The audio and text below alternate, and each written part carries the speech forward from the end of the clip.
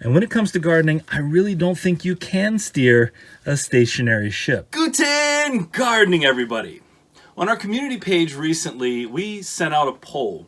And the poll was to answer yes or no to the statement, it is impossible to steer a stationary ship, and 78% of respondents agreed. And in today's video, I'm going to talk about why I think that's exactly the case when it comes to gardening, all the while giving you a tour of what's growing in our indoor garden setup. Now, I'm not an expert on ships by any stretch of the imagination, but I've been on a few boats in my time, and I can tell you if you're sitting dead in the water, no matter how much you're moving your rudder left or right, you're not going anywhere in your boat. And gardening for us has to be a movement forward. We have to have an end goal with what we're doing.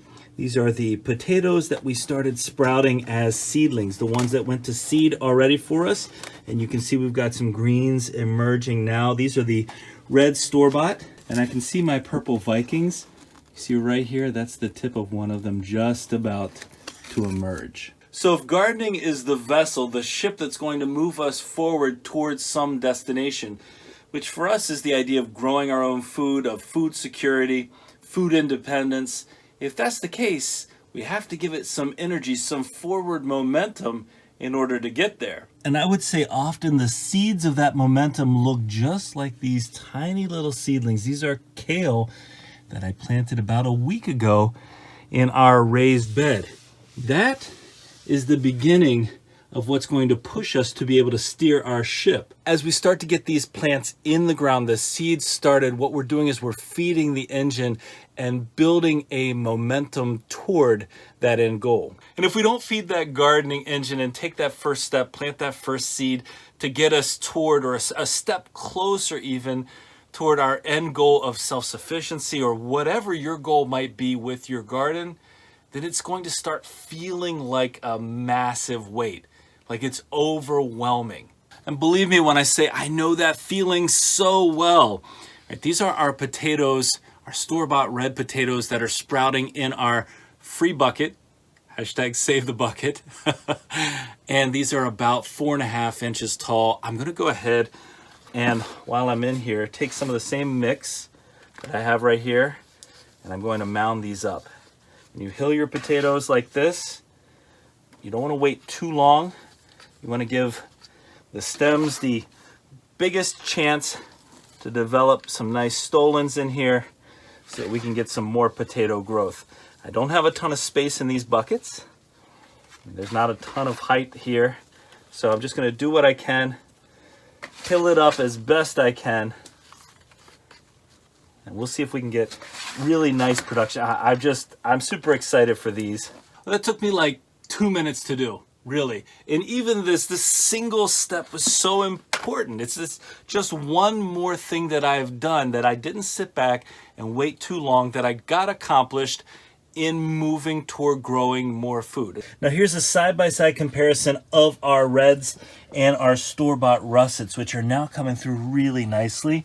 Look at the different looking leaves. But these are a good 1.5 weeks behind in terms of planting, and they weren't sprouted nearly as far as were our reds. Now, I'm not going to suggest that steering a ship once you get it going is easy, because if you take a day off, if you stop putting effort into what you're doing, you're going to find yourself drifting backwards, certainly away from your goal. If I don't come in here and check the soil, make sure it's damp enough, make sure that there's enough water happening, make sure the light is working, then I'm going to be floating backwards away from that self-sufficiency goal. And I really want the food that we have planted, for example, in this green stalk, to perform well. And we actually do have quite a bit of food growing in here now, although it looks like it's just getting started. Here's some of our lettuce.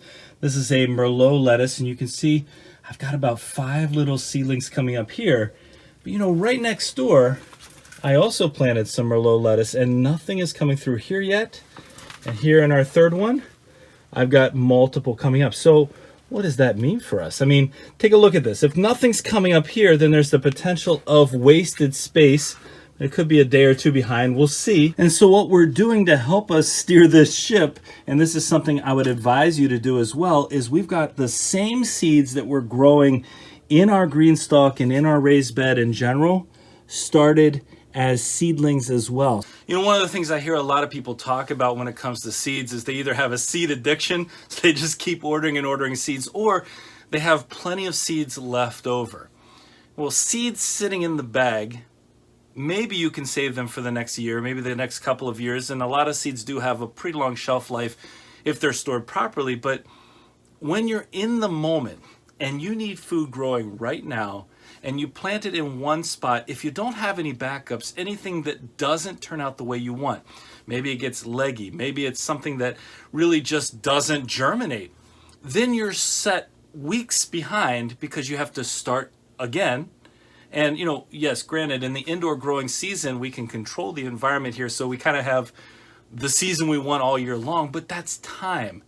And part of the journey here is the amount of time it takes to get from where you started towards your end goal. And again, if ours is self-sufficiency, if ours is growing our own food, we've got to make sure we're on the right path and we stay on that path. So that's where having these new seedlings coming up now, as opposed to waiting to see if something else fails, really helps. Now, one of the things that's helpful when it comes to deciding which seeds to start is, of course, looking at what you like to eat, maybe what you've grown well in the past, but you have to make that first step and get them planted.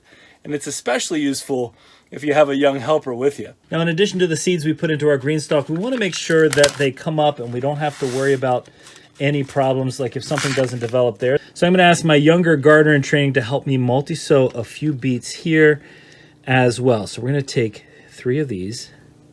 1, 2, 3. And we're going to put them down in here about a ½ an inch, just like that, okay?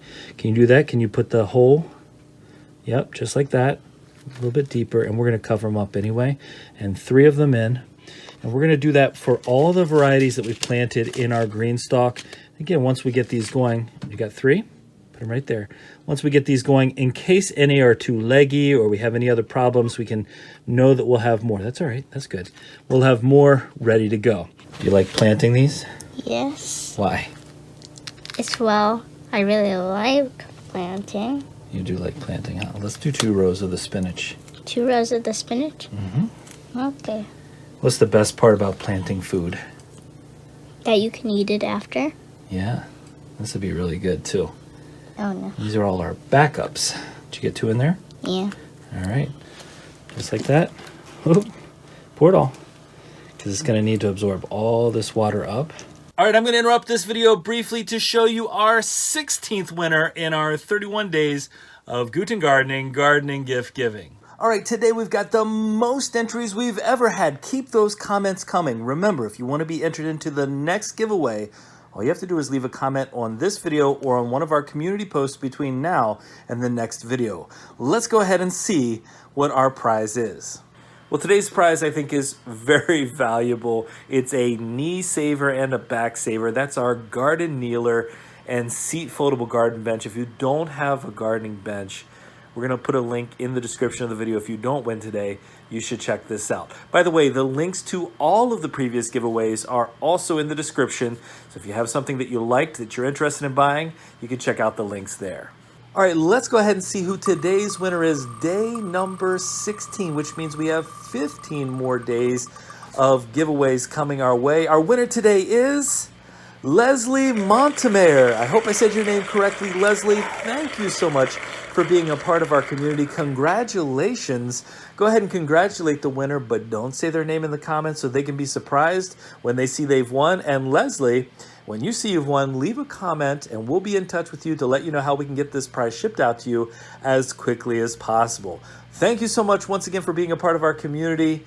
Let's get back to our video. And I think you can see in here some of these plants are doing really, really nicely. These are chickpeas, and we sprouted these chickpeas from organic chickpeas we had in our pantry.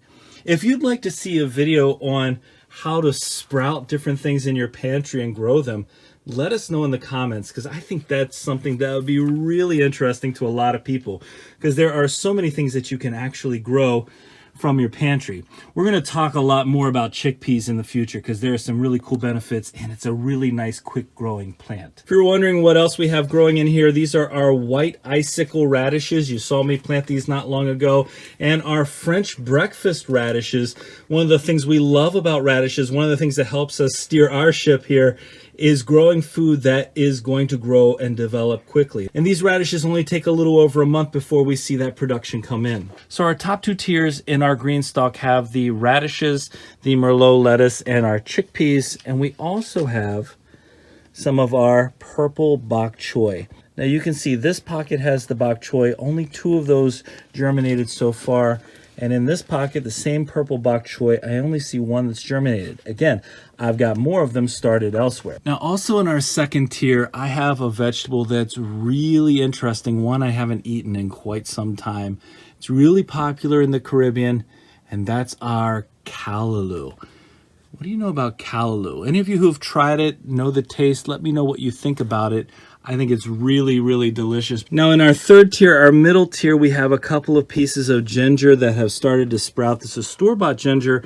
It doesn't look as nice as the ginger that I planted the other day. This is actually some pretty shriveled up stuff, but since it started sprouting already, we went ahead and planted it about 1 inch deep, and I've got 3 pockets of that ginger. They've actually started to sprout a little bit beyond where I planted them initially, which means that the roots should be starting to take hold. Now in our fourth tier, we have 3 different varieties of beets. We've got our Kyogia beets, which I really love. These are the red and white striped beets. We've grown those successfully in the past. Then we have my favorite beets here, the golden beets. And you can see I've multi-sown those, so that's why we have multiple beets coming up in the same spots here.